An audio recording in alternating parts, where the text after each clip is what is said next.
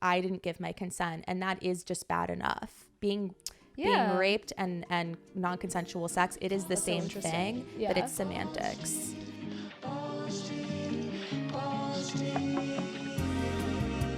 I still haven't watched The Bachelorette yet, and I need to because I do like Katie, and I think that she's probably great. I just feel like it's such a communal activity, and now that I don't live with you and Amanda, I'm just like, okay, well, I don't want to watch it by myself. That feels lame. Literally same. Feels lame and boring. But apparently on one of the most recent episodes, she had a group date wherein she encouraged all of the men to share like a vulnerable moment, and in doing so, she then shared a vulnerable moment about herself, wherein she talked about a time where she had experienced non-consensual sex with another person about a decade ago. And I thought it was, let me read to you what she said. Okay. Because I think it's really well put. She says she was involved in a situation where there wasn't consent about 10 years ago during a New Year's Eve party celebration. And about the experience, she says, it's not something I would wish upon anybody. I was in denial about what happened, so much so that I tried to form a relationship with him because I didn't want to believe what actually I didn't want to believe what had actually happened. When that didn't work out, for years I had a very unhealthy relationship with sex. I didn't want to have sex, which affects the relationship. I didn't like talking about sex, and it has taken me a long time to get to where I am now in being open and comfortable talking about it and loving myself and accepting things I can no longer control. For a long time, I felt responsible for being too drunk, too irresponsible, too stupid. But it's not my fault because consent is important and I did not give it that night. And I love the way that she said this because I think this is something a lot of women can relate to, that feeling of like, this is on me, like I drank too much, and this is what she's describing as date rape. And I think women so often take that blame on themselves. And it's always so hard when you have to like, because you never want to be the friend who's like convincing your friend like, no, that was like non-consensual, like that was bad, because a lot of times they're not ready to hear it.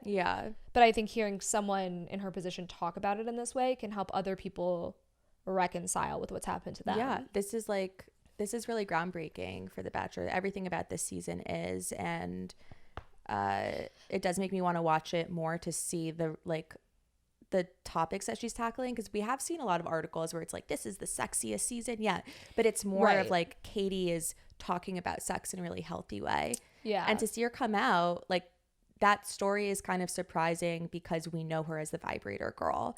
So that's really amazing that she could work through that. We love growth. I like that she was, what I think is kind of funny about the way that she describes it, and I want to hear your opinion, is she never calls it rape. She only calls it non-consensual.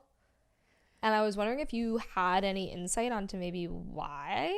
I think that when I describe instances where I like to say non-consensual, because the vision that is evoked when someone says rape, you imagine adjust the scale. It's like the extreme. And then to say sexual assault, it's kind of like the same thing. Like, I was assaulted, someone grabbed me, and that's not what we feel happened. I didn't give my consent, and that is just bad enough. Being raped and non-consensual sex, it is the same thing, but it's semantics.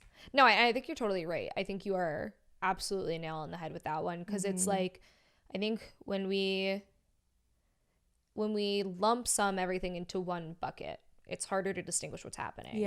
And it's not saying one is not bad. Non-consensual sex is still terrible, and like people should still be held accountable for those actions and called out for those things, and they should have to reckon with that and grow with that. But it's not the same. I mean, I always thought linguistics was such a boring major to have, and now learning more about how I can